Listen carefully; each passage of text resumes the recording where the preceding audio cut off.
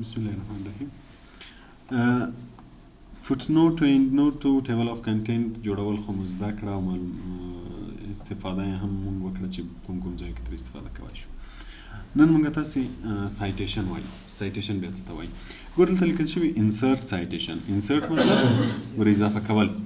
سایټیشن کې مونږ تاسې کله چې مونږ تاسې یو کتاب یا راپور جوړوو د هغه په هکله معلومات چې اوس مثلا دا چا جوړ کړی ده، نوم یې عنوان یې څه شی ده، په کوم کال کې جوړ شوی ده، چا نشر کړی ده، که چېرته غواړو چې دغه معلومات هم ورسره اضافه کړو نو بیا مونږ تاسې به هغه معلومات چېرته لیکو؟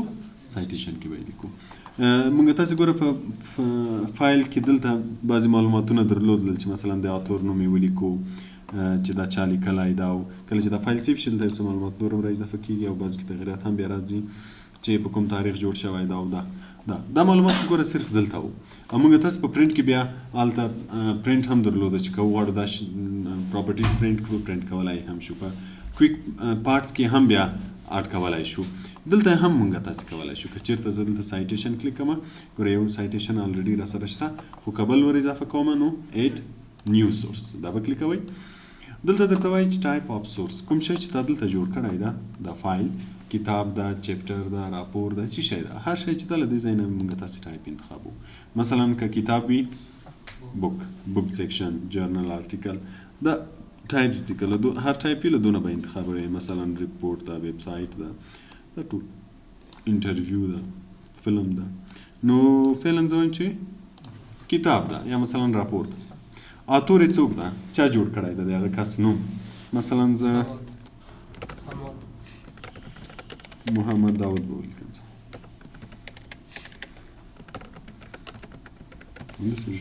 محمد داود. دلته بیا ایډیټ لرو. که غواړئ چې د دې اتور لاست نیم، فرست نیم، میډل نیم یې ولیکئ، دلته هم کولی شئ چې نومونه یې ولیکئ. یا که نور اتور یې اضافه کوو هم یې دلته اضافه کولی شو چې هر څو دلته وي په اسانۍ سره به یې بیا انتخابوو. خو فعلا به زه صرف د ده نوم ولیکم. کارپوریټ اتور، که چېرته دی کارپوریټ اتور وي او کارپوریټ اتور هم ورسره ټیک مارک کولی شي، او که راسن اتور وي نو اتور به ورسره کلیک کړو. ټایټل د کتاب عنوان څه شی ده، دلته به عنوان ولیکو. مثلا زه لیکم چې سی آی ټي نوټ یا د سی آی ټي پروګرام په هکله یو شارټ نوټ. په کوم کال جوړ شوی، دلته مثلا کال لیکم. په کوم ښار کې، مثلا کابل. پبلشر، نشر کوونکی کومه کمپنۍ ده. ګوره هر کتاب چې نشر کېږي که نه کمپنۍ نوم پرې لیکلی وي چې کوم کمپنۍ نشر کړی ده، نو دلته یې نوم لیکي چې کومې کمپنۍ نشر کړی. مثلا کله چې دا ډیټیلز ولیکل، اوکې دې کړل، ګوره دا شی به دلته اضافه شي. دغسې ته سایټیشن وایي. ګوره صرف د اتور نوم لیکلی او کال لیکلی ده چې دغه سړي جوړ کړی، په دغه کال یې جوړ کړی ده.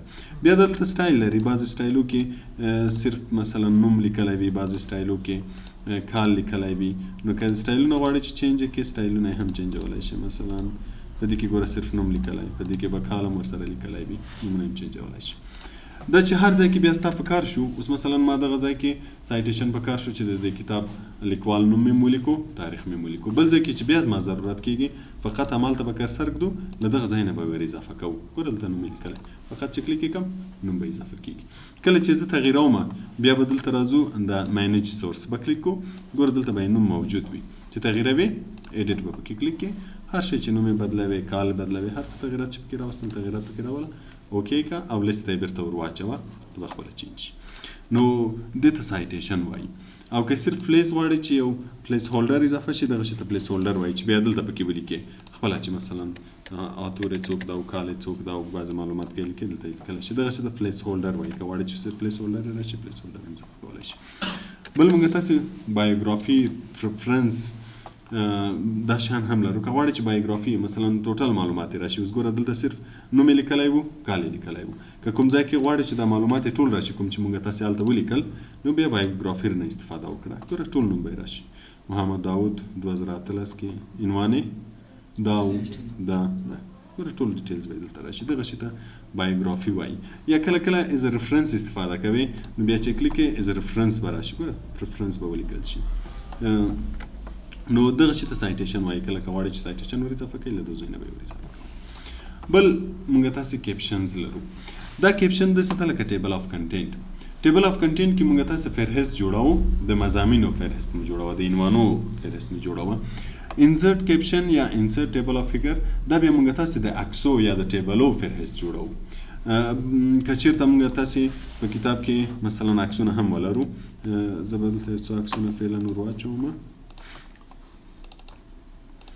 دا په دې صفحه کې دا عکس شو، دې بله صفحه کې به یو بل عکس ور واچوم، یو بله صفحه کې به یو بل عکس ور واچوم. که چیرته غواړئ چې د دې عکسو فهرست هم جوړ کړئ یا مثلا ټیبلونه ولرو د ټیبلو فهرست هم جوړ کړئ. زیاتره کتابو کې د عناوینو فهرست ترڅنګ د عکسو فهرست هم وي، یو لیست وي په هغه کې چې مثلا دغه عکس په دغه صفحه کې ده، دغه عکس په دغه صفحه کې ده. نو بیا مخکې له دې چې فهرست جوړ کړئ عکس ته به نوم ورکوئ چې تر څو دی په فهرست کې درته وایي چې دغه عکس په دې صفحه کې ده. په کتابو کې کمپام شوي ده کې عکس لاندې نوم لیکلی وي، مثلا د یو ډایګرام وي یا یو شي معلومات وي، بیا درته وایي چې فلاني عکس ته مراجعه وکړئ که نه، د هغه عکس لاندې نوم لیکل شوی فیګر 1 په نوم، فیګر 2 په نوم که نه. نو که چیرته غواړئ چې فهرست جوړ کړئ مخکې له فهرست نه باید دلته تاسې عکس ته نوم ورکوئ. عکس ته چې نوم ورکوئ عکس به سلیکټوئ، بیا به انسرټ کیپشن کلیکوئ. انسرټ کیپشن دی له ځانه ورته فیګر نوم ورکوي. زیاتره د عکسو لپاره خلک له فیګر نه استفاده کوي، خو که ته بدلوي کولی شي بدله کړي. ګوره دلته موږ سره یو څو نومونه نور هم شته، له دوه هم استفاده کولی شي، خو که خپله نوم لیکې بیا به نیو لیبل کلیکوئ. د عکسو لپاره زیات خلک فیګر استفاده کوي، نو که فیګر استفاده وکړئ ښه به وي، خو که خپله نوم ورکوئ هم صحیح ده. مثلا زه دلته نوم ورکوم چې پکچر، اوکې که دی به اوس ګوره پکچر 1 نوم ورکړي، شماره خپله ورسره ورکوي. شماره له دې ځای نه تاسې بدلولی شئ که غواړئ چې له 1 2 3 نه مثلا ای بي سي نه یا لاتیني شمارې نه استفاده وکړئ، هم کولی شئ چې هر شماره کلیک کړئ، هغه شمارې نه به استفاده کېږي. بل دا نوم چې لیکل کېږي د عکس په کوم ځای ولیکل شي، آیا د عکس په سر ولیکل شي یا د عکس لاندې ولیکل شي. دلته موږ تاسې پوزیشن لرو، دوه پوزیشن لرو، یو اباو سلیکټډ آیټم ده، اباو مطلب بره، او بیلو سلیکټډ آیټم مطلب لاندې. نو که د عکس په سر غواړو چې نوم ولیکل شي اباو به کلیکو، او که د عکس لاندې کلیکو بیا به دا کلیکو، او که دا نوم بیخي ډیلیټوي بیا ډیلیټ لیبل. ډیلیټ لیبل مطلب دغه نوم راته ډیلیټ کړه. اوس چې زه اوکې کړم ګوره د ده لاندې به نوم پکچر 1 ولیکل شي. اوس دا عکس زه غواړم چې دا هم په فهرست کې راشي، دا به کلیکوم انسرټ کیپشن، دته به هم یو نوم ورکوم. دوی خپله ورته نوم پکچر 2 ورکوي، شماره ورسره یو یو اضافه کوي، همدا نوم به ورکوم. دا بل ته به هم یو نوم ورکم د پکچر 3 په نوم باندې. کله چې نومونه ټول ورکول شول، اوس چې هر چېرته غواړئ فهرست جوړ کړئ فقط همالته به کرسر ږدئ.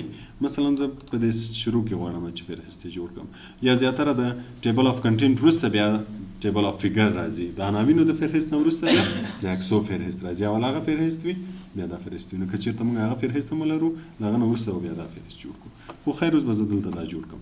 نو چې هر چېرته کرسر ږدئ همالته به جوړېږي، بیا به انسرټ ټیبل اف فیګر کلیکوئ. انسرټ ټیبل اف فیګر ګوره دا چې کلیک کو دلته موږ تاسو سره ټیبل اف فیګرز راځي، ابل ټیبل اف کنټینټ و د فهرست ټیبل اف کنټینټ. کله چې موږ تاسو ګوره دلته ټیبل اف کنټینټ کلیکو، مثلا زه ټیبل اف کنټینټ کلیکوم، اوس ګوره دا فعاله ده دا غیر فعاله ده ټیبل اف فیګرز. که چیرته زه دلته انسرټ ټیبل اف فیګرز کلیکم بیا دا فعاله وي هغه غیر فعاله وي. نو د عکسو لپاره دغه یو استعمالیږي. نور دغه سیټینګ هماغه سیټینګ د کوم چې په دې کې مثلا پیج نمبر غواړئ نه غواړئ دغه لاین ایسته کوئ راولئ، دا لاین څه قسم غواړئ د دې ځینې بدلولی شئ، د دو سټایل څه قسم سټایل غواړئ موږ تاسې دا پرون وویلې. نو دلته به تغیرات راولئ، اوکې به یې کړئ، دلته به دی تاته فهرست جوړ کړي. اوس ګوره کوم عکس ته چې موږ پکچر 1 نوم ورکړی وو هغه په 2مه صفحه کې ده، کوم یو ته چې موږ پکچر 2 نوم ورکړی وو په 3مه صفحه کې ده، چې پکچر 3 نوم ورکړی وو 4مه صفحه کې ده.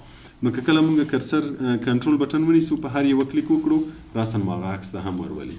نو که کله غواړئ چې کوم یوه ته لاړ شي کنټرول بټن ونیسئ هماغه ته به ورولي. او که چیرته کله موږ یو عکس اضافه کوو یا کم کوو لکه څنګه چې موږ تاسو په فهرست کې ویلي وو دا هم هماغسې ده. مثلا کوم وخت زه عکس ور اضافه کوم یا هغو عکسو کې تغیرات راولم، یوې صفحې نه بلې صفحې ته انتقال کوم یا کوم یو پرکې ډیلیټ کوم، اوس دا عکس ما اضافه کوو، زه غواړم چې دا هم فهرست کې راشي. نو بیا به اول کار څه وکړم چې دته به نوم ورکړم انسرټ کیپشن، دی به ګوره خپله یو نوم ورکړي، فعلا به یې اوکې کړو دا نوم به هم راشي. بیا به راشي دلته فهرست ده، فهرست به کلیک کوئ او اپډیټ ټیبل به کلیک کوئ. له دې ځای نه اپډیټ ټیبل هم کولی شئ، رایټ کلیک اپډیټ فیلډ هم کلیک کولی شئ، هر یو چې کلیکوئ. دلته موږ تاسو سره دوه اپشن راځي لکه څنګه چې ټیبل اف کنټینټ کې راتلو چې یو اپډیټ پیج نمبر اونلی، که چېرې موږ عکسونه له یوې صفحې نه بل صفحې ته انتقال کړي وي په هغه صورت کې صرف دا کلیک کوو چې دا شمارې بدلې شي، او کوم چیرته نوی شی ور اضافه کړی وي یا ډیلیټ کړی وي په هغه صورت کې که نمبر کلیک کو امکان لري چې هغه تغیرات ټول راشي نو بیا به اپډیټ انټایر ټیبل کلیک کوو اوکې به کوو هغه به هم ور اضافه شي. دې شي ته انسرټ ټیبل اف فیګر وایي. نو کله مو غوښتل چې د عکسو یا د ټیبلو فهرست جوړ کړئ بیا به اول نوم ورکوئ له کیپشن نه هغه نه وروسته به انسرټ ټیبل اف فیګر کلیک کوئ تر څو جوړ شي او کوم کله تغیرات پکې راوستل بیا اپډیټ ټیبل. بل موږ تاسو سره کراس ریفرنس ده. کراس ریفرنس موږ تاسو په انسرټ منیو کې هم ویلی وو. په دې ځای کې ګوره کراس ریفرنس دلته هم شته هلته هم شته. دلته موږ تاسو استفاده ترې کړې وه دلته به بیا یو وارې تکرار کړو.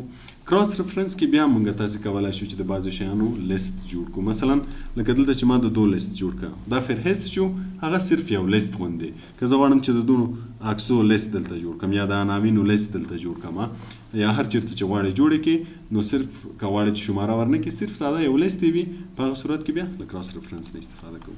مثلا زه غواړم چې د څه شي لیست جوړ کړم ګوره دلته موږ تاسو سره هیډینګ شته. که چیرته زه هیډینګ ولرم خو تر اوسه دلته زه هیډینګ نه لرم یو دغه بایوګرافي چې ده دا وینه هیډینګ 1 غوندې سټایل یې اخیستی ده د دې نوم دلته شته.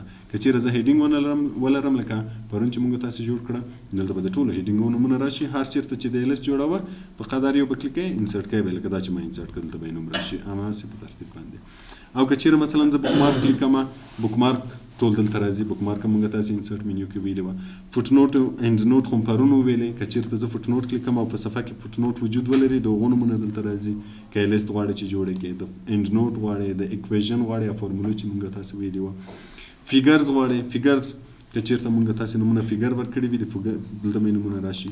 خو اوس موږ تاسو نوم څه شی ورکړي وو عکسو ته پکچر. نو اوس ګوره کلیک کوم لیست به هلته راشي چون دلته په صفحه کې موجود دي. دا نور شیان چې کلیک کوم نه راځي ولې نه راځي ځکه چې په صفحه کې موجود نه دي موږ اپلای کړي نه دي. که موجود اوسي دلته به لیست راشي. نو اوس فعلا دا زه اخلم مثلا زه غواړم چې په دغه ځای کې دا ټول ور واچوم. ګوره دا مې ور واچوم دا مې انسرټ کړو دا خپل په زړه له ساري چې ور اچوئ هغه ور واچوئ چې نه ور اچوئ دا به زه فعلا د انټر په ذریعه جدا کړم.